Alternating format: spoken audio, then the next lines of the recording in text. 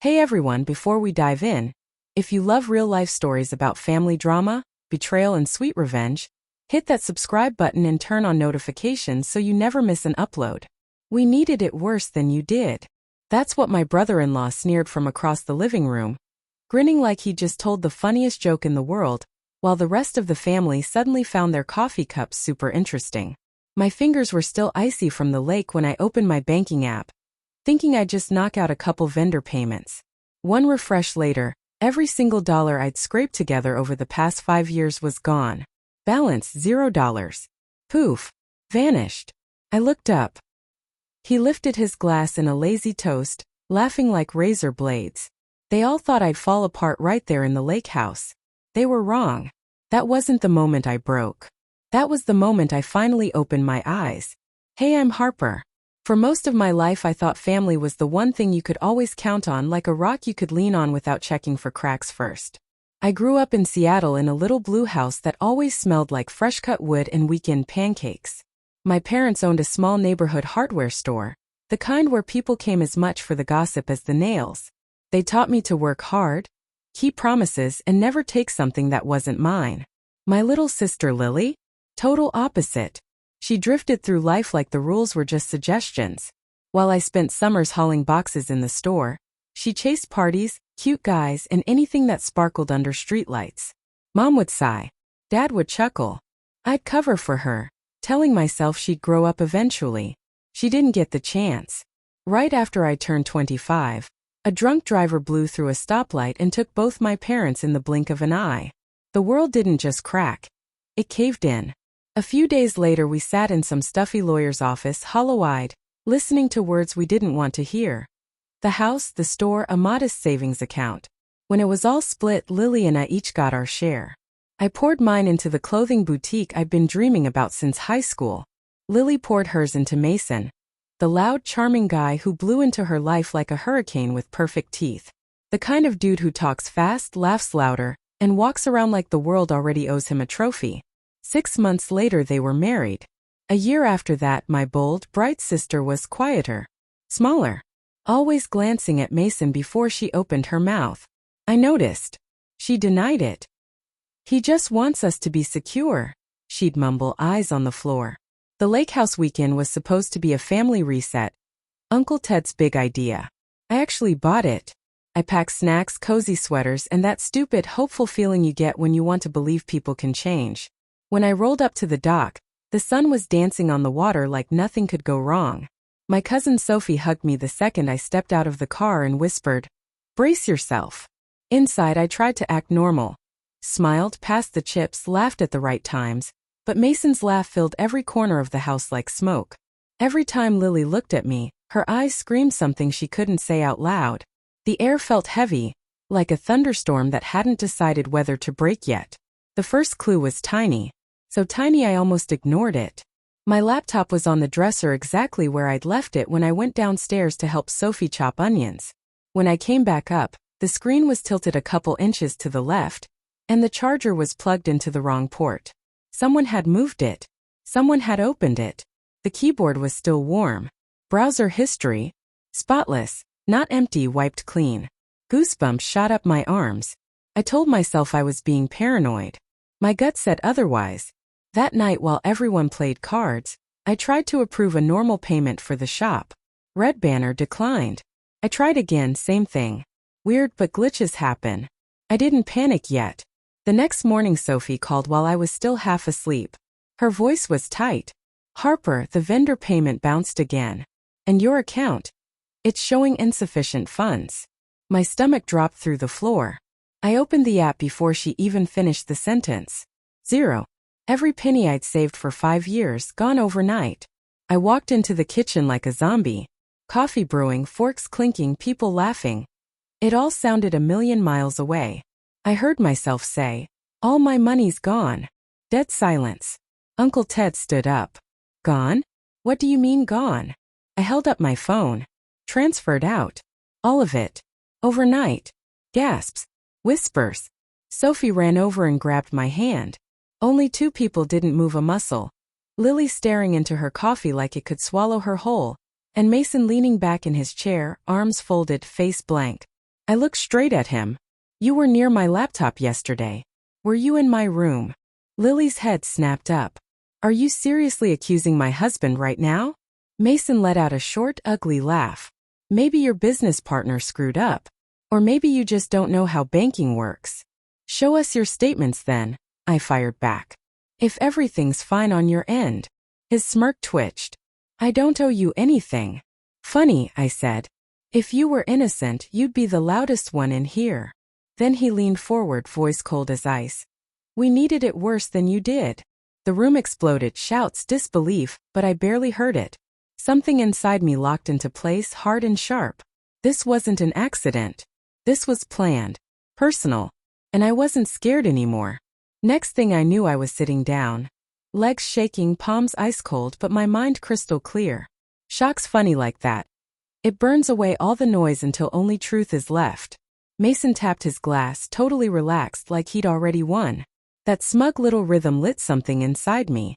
I stood up slow, grabbed my bag from the chair.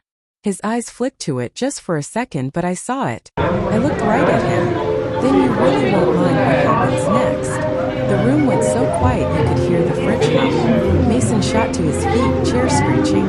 You're not calling anyone. He took a step toward me. Uncle Ted slid between us like a wall. Back. Up. Mason laughed in his face. She's being dramatic. Money's gone. Deal with it. She'll never see it again.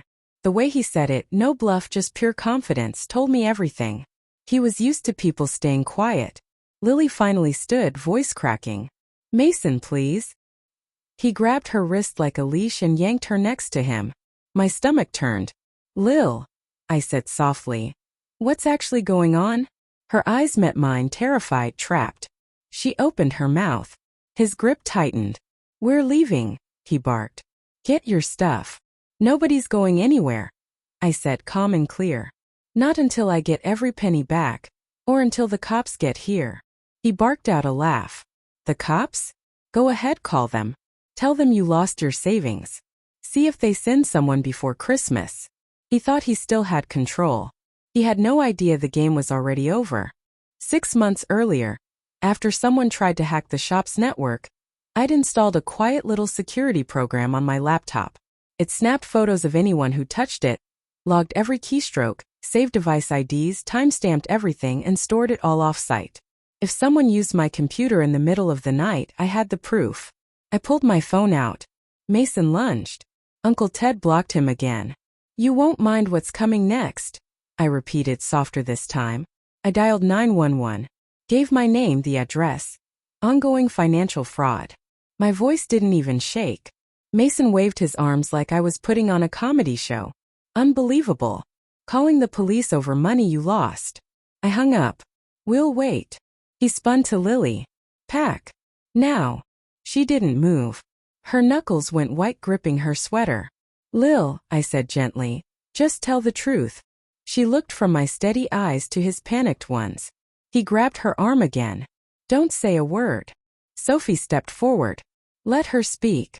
For the first time all weekend, my sister reacted. She yanked her arm free. I'm done, Mason. I'm done lying for you. The room froze. Then a deafening bang shook the whole house. Windows rattled, picture frames crashed to the floor. Everyone jumped. The front door flew open.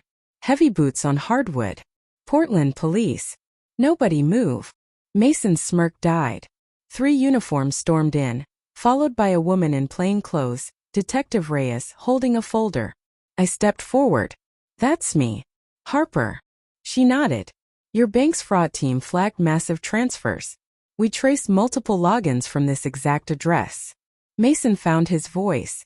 This is a mistake. Someone hacked us. Detective Reyes raised an eyebrow. From a recognized device? I handed her my phone, already open to the folder. She scrolled. Photo after photo of Mason hunched over my laptop in the dark. Screen glow on his face. Timestamps crystal clear. Every keystroke recorded. Her voice went arctic. Mr. Carter, turn around. Hands behind your back. He stumbled back.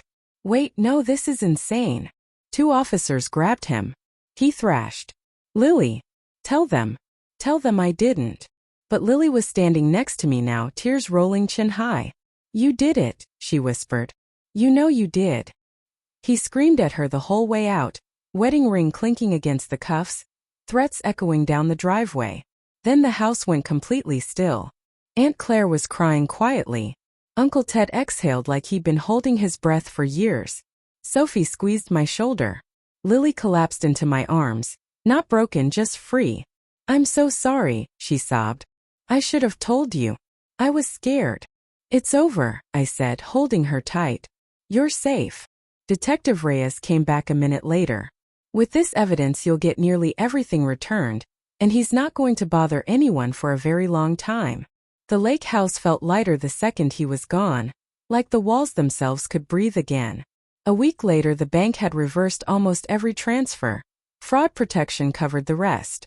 5 years of work back in my account.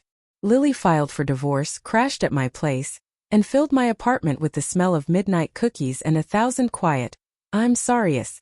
Some nights the guilt still hit her hard, but I kept reminding her. Surviving a guy like that isn't weakness. It's strength. And now she was choosing better. A few weekends later we all went back to the lake house. Not for a reunion but to take it back. We painted the porch, fixed the windows he'd slammed, threw every curtain wide open. The place didn't feel cursed anymore. Felt like ours again. Standing on the dock that afternoon, watching the sun sparkle on the water, I realized something simple. Justice doesn't erase the hurt, but it does make room for healing. A month later I opened the doors to my second boutique location. Sunlight pouring over brand new racks. Money back. Dream bigger than ever. Lily showed up with a box of fresh croissants and the first real smile I'd seen on her in years. Looking back at everything, the theft, the terror, the takedown, one truth stuck with me louder than anything else. Being related to someone doesn't give them the right to destroy you. Boundaries do. If this story hit close to home, drop your own experience in the comments. I read every single one. And if you want more true stories like this, hit subscribe and ring that bell so you never miss the next one. See you in the next video.